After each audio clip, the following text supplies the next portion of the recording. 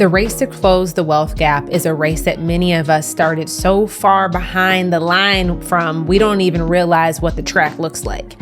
Many of us started in the parking lot if we're keeping it 100. Odds are not in our favor to win. The system was not set up for us to succeed. But that doesn't mean that we still can't win this game and still learn how to navigate the system, navigate the socioeconomic infrastructure, learn how to make money ethically so that we can actually put ourselves in a position of positive net worth. When we're playing this game, it feels like the only way to make it is if you volunteer as tribute. The battle will be grueling, gut-wrenching, but somewhere along the journey, hopefully gratifying.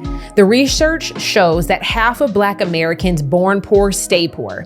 Upward mobility from the bottom of the income distribution is less likely for Black than white Americans. 51% of Black Americans born into the lowest fifth of the earnings distribution remain there at the age of 40.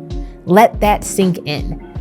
The rates of downward mobility are almost just as saddening. Black Americans who make it to the middle class are more likely to see their kids fall down the economic ladder as adults. Literally hear what I just said. Black Americans who make it to the middle class are more likely to see their kids fall down the economic ladder as adults.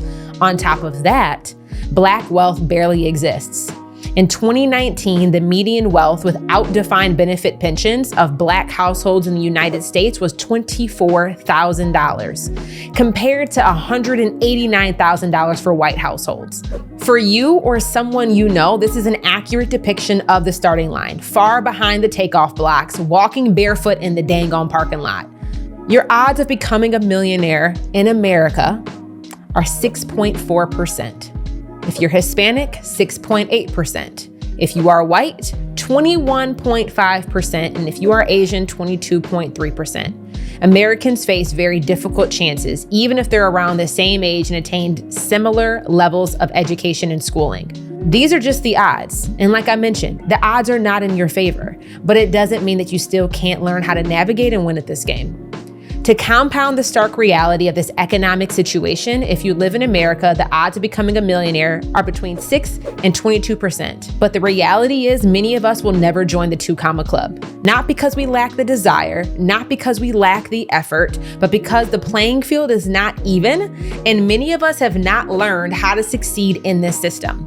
We have to learn how to run on rocky terrain. We have to develop stamina to jump over more hurdles at higher heights than other competitors. We have to learn how to master the inner game, restoring our internal beliefs back to factory settings, the way God initially designed us to operate. We call that spiritual alignment, that spiritual recalibration. We were made in His image. We are trust fund babies of the kingdom. Blue Ivy Carter and Northwest won't question their position or second guess their inheritance. We need to move with the same level of knowing. He has plans for us to prosper. I truly believe that. He hears our prayers. He hears your prayers. He gave us the ability to produce wealth, and He instructed us to multiply. This is our birthright. I think the issue is for many of us, we have to remember and relearn how to act like that. In addition to the self-work, the flesh work is required. We have to navigate the realities of the system, not just the ideals we wish existed. We are living in a day and age where growth is radically accelerated due to the fast advancement of technology. I am forever grateful for Steve Jobs, the creator of the iPhone, Mark Zuckerberg, the founder of Facebook, and Kevin and Mike, who are the co-founders of Instagram. These companies these men built is a huge reason why my success has been an exponential incline. The ability to share your perspective, to reach your target audience, and to earn paid customers is easier than ever before. If we go back 20 years ago, the gap between where you were and where opportunity was, there was a huge divide. There was based off of your location, based off of your prestige and your network, based off of the level of education you had access to, based off of who your daddy was and who your mama was and how much money they were worth. Like, there were legit physical barriers around education, location, socioeconomic status, who your network was, and who you were in spheres of influence around. But if we look at today, 2023, where we are at right now, the gap between you and opportunity is the internet. It's in your ability and your willingness to share your perspective, to show your face, and to really develop mastery around a skill set that you can monetize and turn into an offer that somebody is willing and eager to pay for.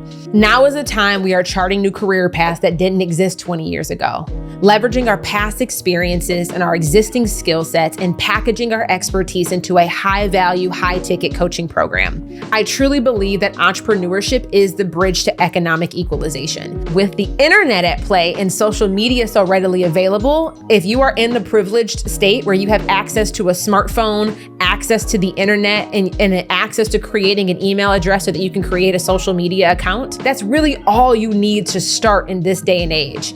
And the reason why I am such an advocate of the online education, the online coaching industry, is because there is such low overhead and such low initial capital required for you to start a successful business that can be extremely profitable if designed and operated correctly. Our generation has gone from overconsumption of education, earning multiple degrees from prestigious institutions, receiving niche certifications, or graduating valedictorian of their school of hard knocks, to knowing our expertise by becoming coaches, teaching what we have done based off of evidence and experience that we have gained so that others can succeed as we have.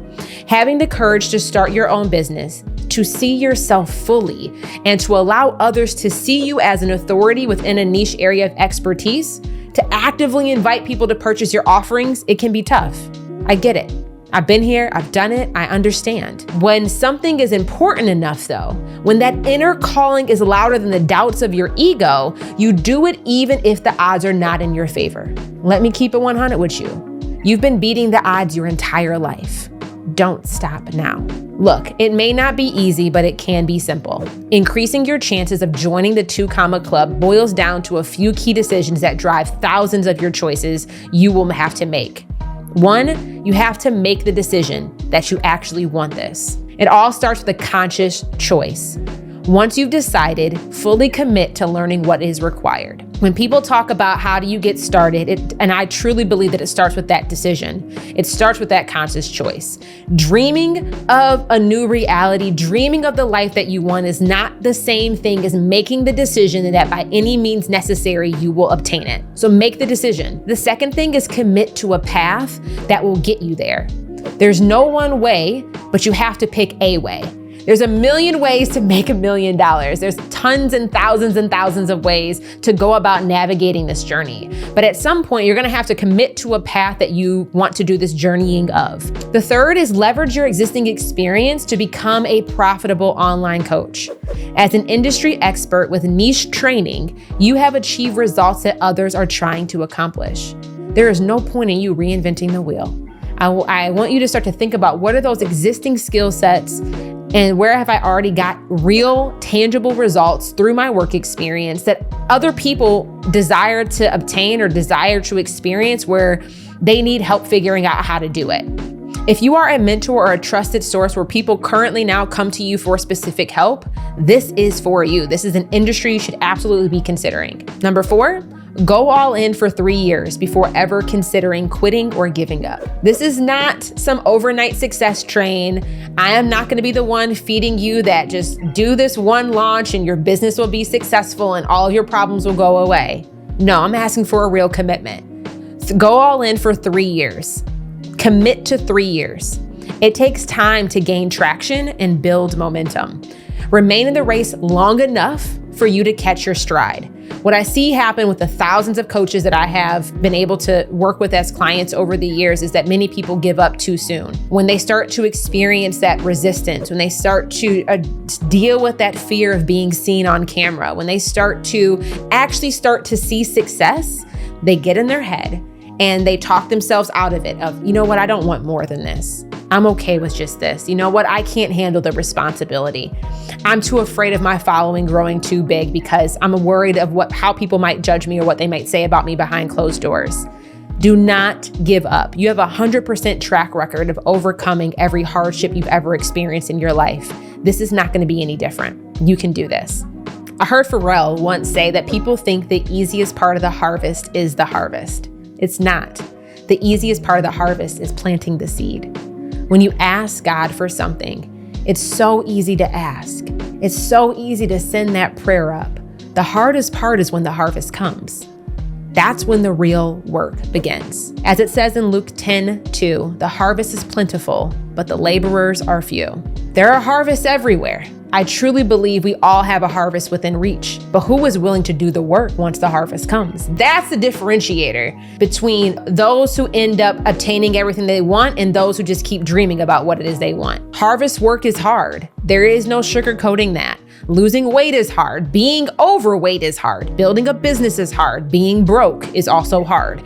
Growth is hard, but staying stuck where you are right now is also hard. This just boils down to one simple truth. Pick your hard. There are multiple ways to get to the top of the financial food chain, but you have to decide which route you're going to take and choose if you even want to play the game. Because this shit is a game. Don't let anyone convince you that it isn't.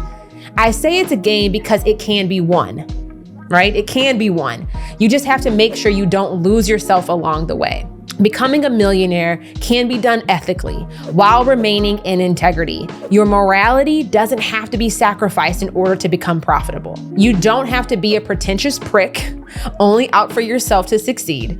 Being a self-absorbed asshole will actually hurt you in today's market, okay? Praise be, all right? Like, this is available for us in the essence of who you actually are. Success is available without you having to lose your humanity in the process. There are levels to advance, and there are challenges you have to solve in order to progress forward. The riddles that you do have to crack require that you approach the problem from a different perspective. And that perspective might not be one that comes natural to you. You have to elevate your mentality, evolve your mindset, and unlearn past patterns of behavior that minimize your potential. Everybody want to be a millionaire, but are you willing to do what's required to get there? Are you willing to evolve into who you need to become to maintain your identity once you have arrived? That's the real question.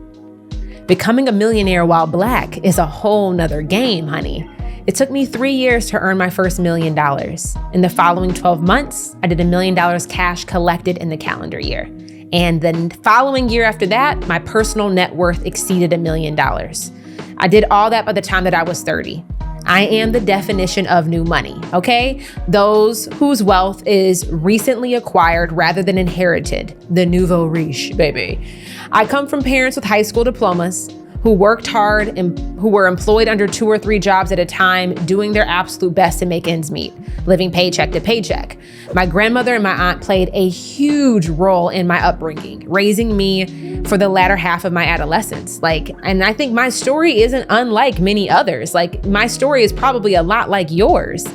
Even though I never had anyone sit me down and teach me about money, one thing I knew for sure at an early age is what poor money management looked like. That was enough for me. I didn't know how to go about it the right way, but I knew firsthand what exactly not to do. And sometimes knowing what not to do is even more valuable than being told the right way to go about it. So if you are anything like me, where your childhood, your early years of being exposure to money was not the best, you got schooled on money, but now you got to just focus on the reverse. Being from Metro Detroit, it's we're the land to get it how you live. Detroit is the home of the hustlers. From lemonade stands in middle school to making money selling mixtapes in high school to, I'm really embarrassed to admit this, but I used to buy knockoff Evisu jeans and I would ship them down to my cousin who lived in Alabama and he would sell them where they were in demand. I've always been about my money, honey. Benjamin has always been my brother. Okay, I was an average student though. I applied myself in the classrooms I really enjoyed, but I learned how to play the game to get by, if I'm being honest. I went off to college on financial assistance and student loans, like many of us do. And quite honestly, one of the benefits of my grandmother and my aunt raising me is that under the FAFSA system, I was considered an independent student, meaning that I got the maximum amount of financial aid to help me navigate my college tuition. But come to find out, that financial aid runs out eventually. I was not aware of that my freshman year of school. I found out the hard way my senior year of school when I received an email stating that either I had to come up with the balance of my senior year tuition, I had to come out of pocket, or I wasn't going to be able to enroll into my final year of classes. I wasn't going to be able to graduate. And I was like, Lord have mercy. Jesus, I done made it this far. Like, I'm so close to the finish line. Like I said, I wasn't the best student. I was like an okay student. I got by, but I understood the system. And I was like, I'm so close to walking across that stage and getting my diploma. I had to figure it out. So my goal at the time was to graduate with a degree in civil engineering so I could get a good job, get some good benefits, have a good salary, make my grandma happy. Like, that was my ideal of the American dream. My mindset was either plan A or plan A. Like, there was no other option because I was my own safety net. No one was going to bail me out. Nobody was going to come up to my school and save me. It was on me to figure it out or go home. Nobody was going to send me money or cover, this surprise to me tuition bill. Like, I was my only option. People talk about these moments of struggle.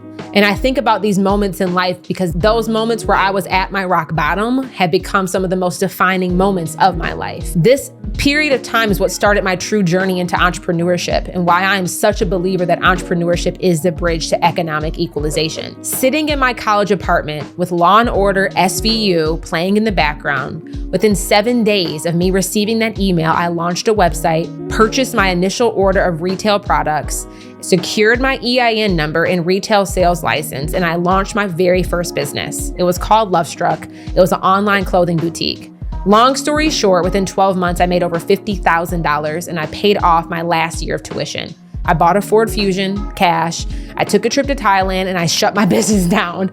Like, it was like mission accomplished. Like, I made all the money, I spent all the money, I closed the business down. I graduated with my degree in civil engineering. I had a minor in mathematics.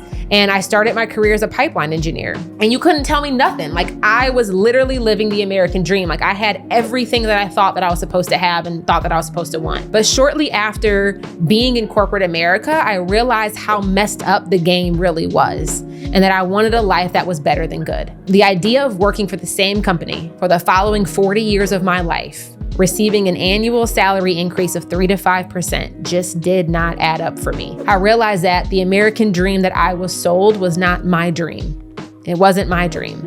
I think the American dream depicts an individual who doesn't look like me, who doesn't come from the similar upbringings as me, who doesn't aspire to have the same things that I aspire to have. The American dream didn't fit all of who I was in it. And the budget that my desired lifestyle cost and the money that I was forecasted for potential earning just wasn't matching up. I was exhausted with code switching in the workplace, dealing with microaggressions and deflated by the lack of representation in roles Black and brown folks held in higher level leadership positions within the company. I was grateful for everything God had given me, but I wanted more. This desire for something different, this urge for something bigger, this deep, internal knowing that my contribution to the world existed beyond my current career was the birth of my second entrepreneurial journey. I started publishing live stream videos on Facebook, sharing my perspective, and that was the start of what I have created today. Over the past 6 years, I've coached over 1,000 experts, helping them repackage their existing expertise and launch ethical, high-ticket group coaching programs organically. I'm sharing this with you as proof of what is possible. When you pick a niche, simplify your business model, and go all in on one thing for a consistent period of time, I promise you, your earning potential becomes uncapped. And it becomes uncapped because it becomes limitless based off of the only thing you. This ruthless act of spiritual obedience and divine discipline will make you rich and put you on the path to building true American wealth. They sold us a dream, but baby, we are coming for the real thing, okay? No more what if scenarios. We want the game plan on how-tos. No more solely relying on prayer in the spirit. We are here to fully align and apply prayer with the practical here in the flesh. I think both are required. No more false hope of what could be.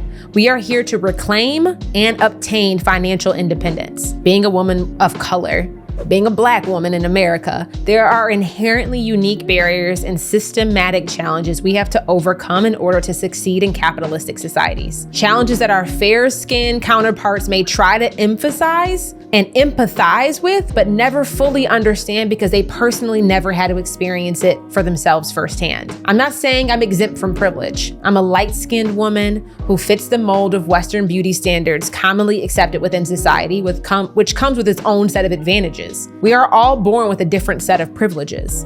I'm not saying that privilege is a wrong thing, but you need to understand that when you are navigating this system and trying to make more money, being mindful of who your mentors are, be mindful of the privileges that the people that you are learning from have. No, the American dream might not have had us in mind, but it's time for us to reinvent a new American dream.